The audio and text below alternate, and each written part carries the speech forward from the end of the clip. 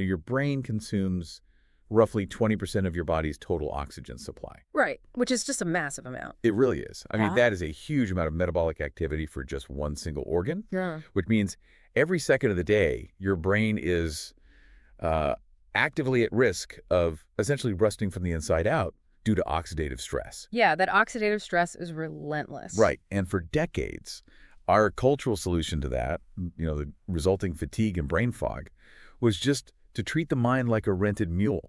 We just pumped it full of cheap fuel, like gallons of caffeine, all these synthetic jittery stimulants, and we basically just whipped it to go faster until the engine eventually started smoking. Just a purely reactive survival tactic, really. Exactly. Yeah. Just to get through that afternoon slump. But welcome to this deep dive, where today we are looking at the ultimate guide to upgrading that engine. Yes. We're looking at how to fundamentally remodel your brain without relying on that whole synthetic crash and burn cycle. Because the conversation has completely inverted now. I mean, we are finally moving away from merely surviving the daily grind, We're shifting toward a model of proactively cultivating a truly resilient mind. Right. It's really a focus on long-term structural health. And the source material we have today paints a really vivid picture of this shift. We're diving into a fascinating research article published by the My Whole Foods research team on July 21, 2026. A great piece. Yeah, it's titled The Nootropic Renaissance, How Lion's Mane and Chaga Are Redefining Brain Health in 2026. Oh. So our mission for this deep dive is to decode the complex biology of these medicinal mushrooms. We need to figure out exactly how they work. Right, mechanically in your brain. And how they cultivate this sharp, focused mind that everybody is chasing. Yeah. Okay, let's unpack this because this whole nootropic renaissance idea is it's absolutely everywhere right now. It is everywhere. And what the nootropic renaissance of 2026 represents is really a cultural and scientific awakening. For so long, the pursuit of cognitive function was incredibly short-sighted. Like we said, it was about surviving the next hour. Pushing through the next deadline. Exactly.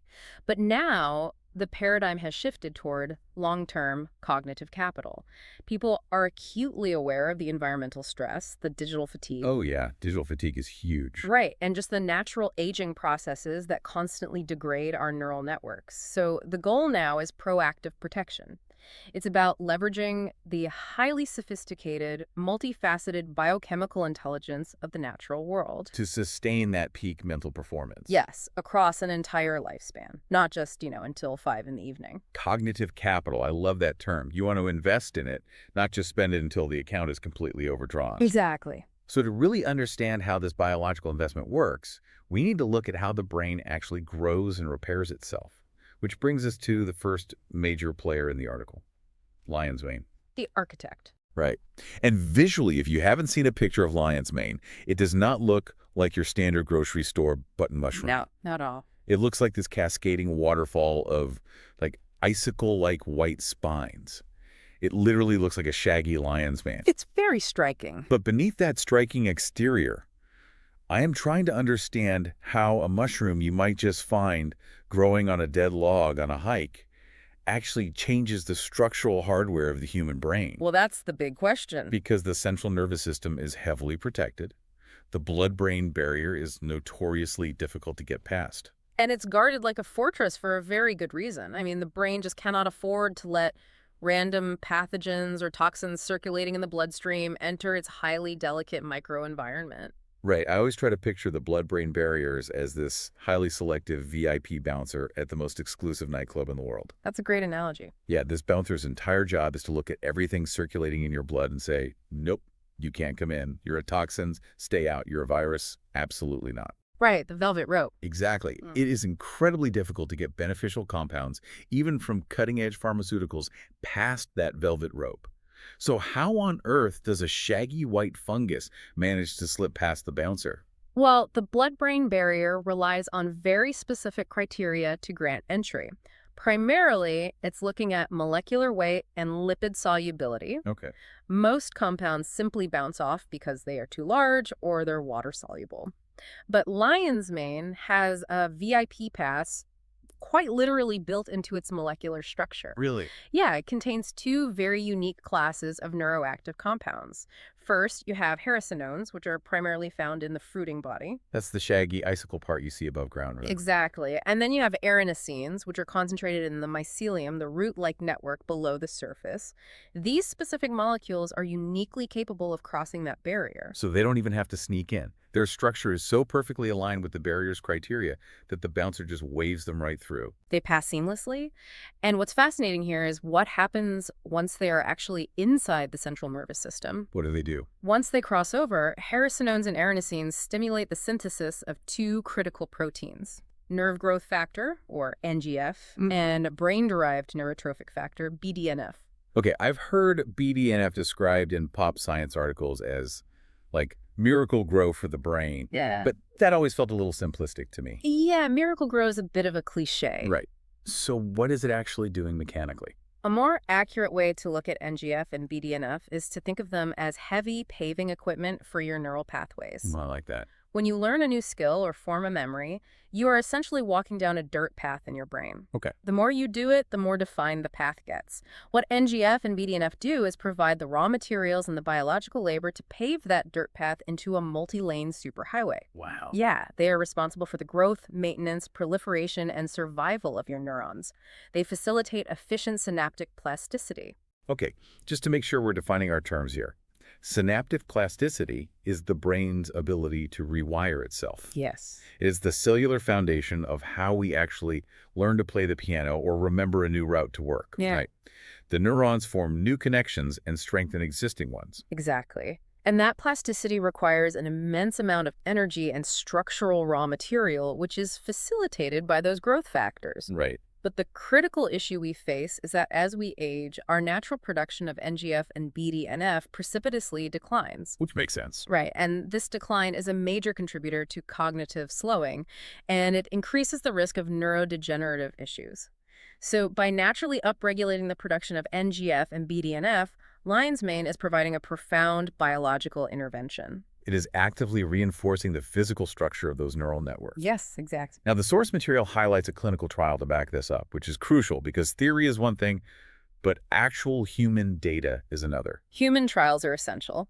Yeah, they reference a 2009 double-blind, placebo-controlled trial published in Phytotherapy Research. That's a very well-known study. Yeah.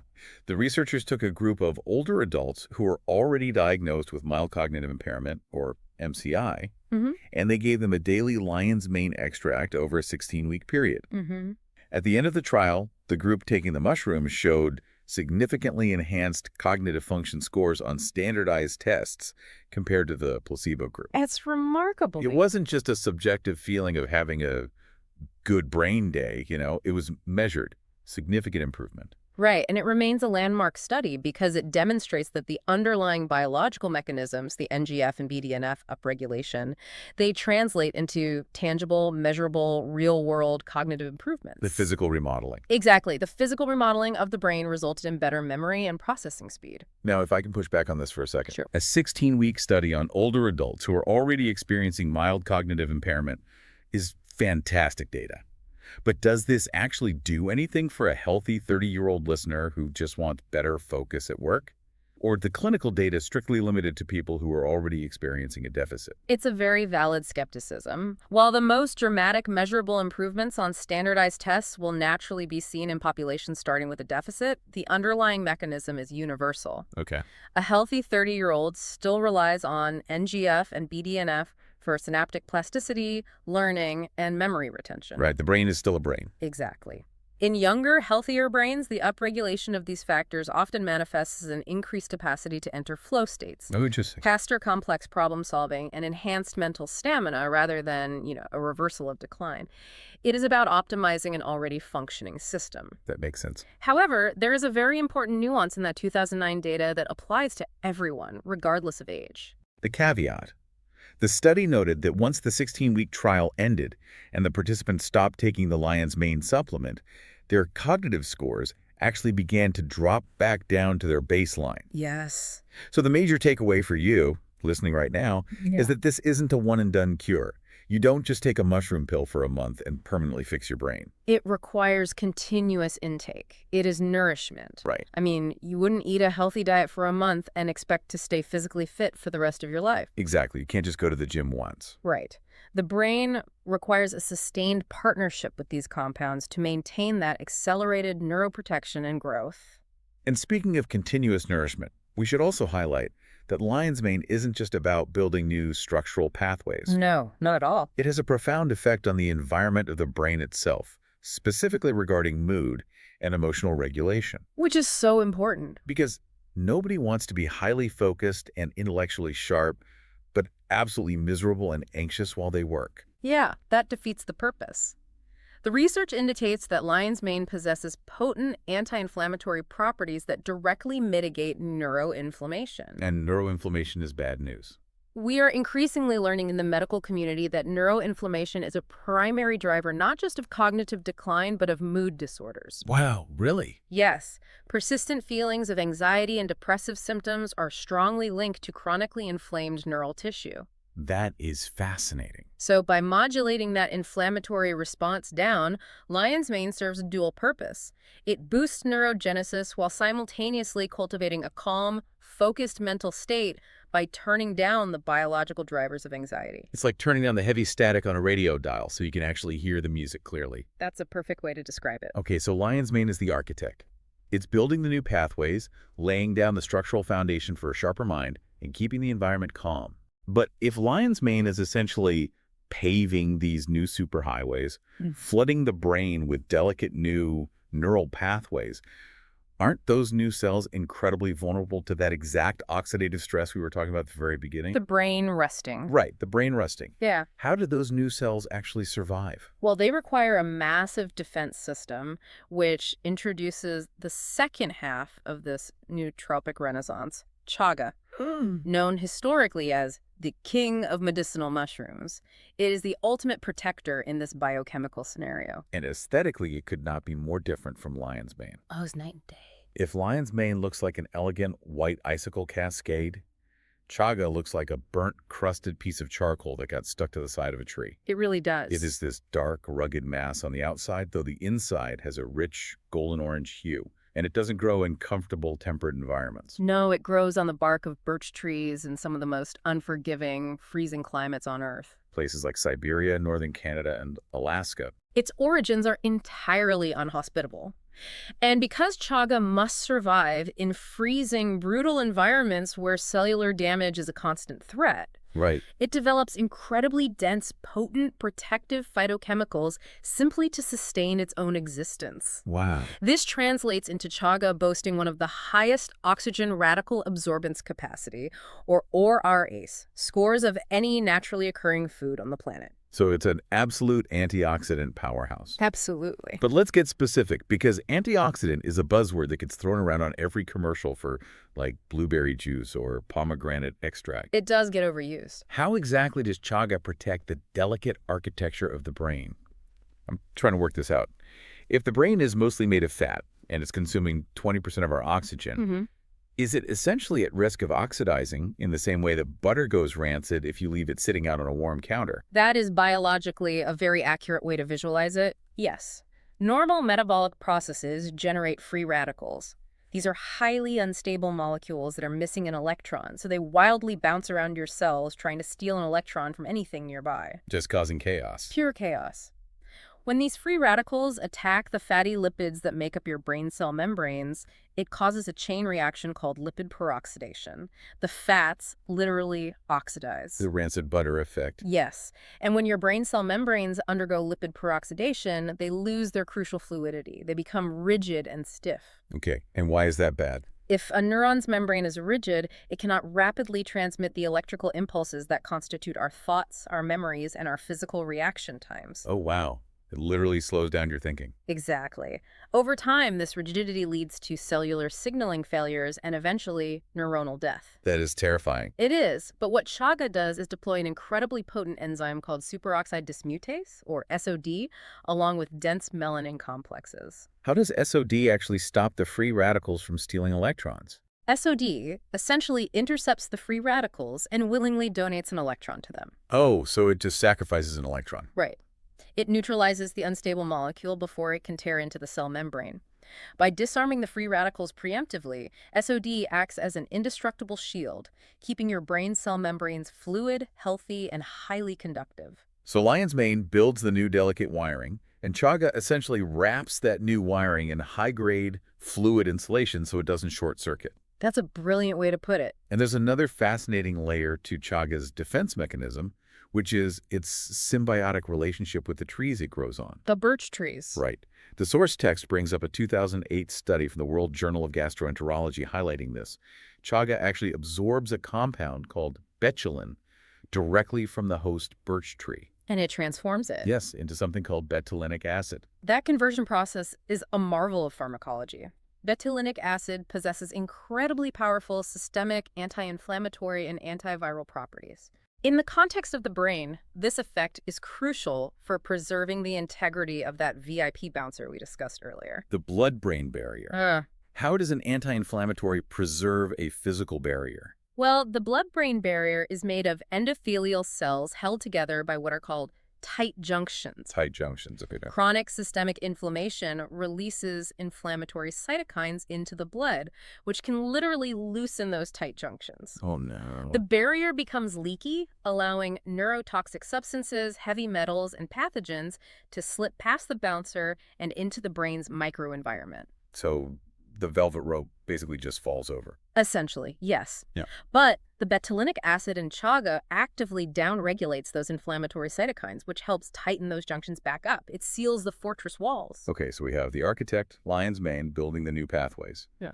And we have the defender, chaga, neutralizing the free radicals and sealing the fortress walls. Right. If we take these two incredibly distinct biological tools and put them together in the human body, what happens? If we connect this to the bigger picture, this combination represents the absolute cornerstone of advanced 2026 nootropic formulations. It's the powerhouse combo. It is the definition of botanical synergy. When you consume them together, you are actively addressing brain health from completely complementary angles. Because lion's mane is doing all the heavy lifting. Right. Lion's mane is the builder, demanding energy and resources to construct new neural pathways and facilitate that neurogenesis. But newly generated neurons are highly vulnerable to oxidative damage during their critical developmental phase. They need a safe space to grow without being immediately attacked by free radicals. Exactly. And chaga steps in and creates that optimized, stress-free microenvironment within the brain. It neutralizes the free radicals and quells the localized inflammation, ensuring that the heavy structural work lion's mane is doing isn't immediately undone by oxidative stress. Which makes total sense. This synergy is why users consistently report not just a fleeting burst of energy, but a profound, sustained, clean focus. No jittery crashes. Exactly.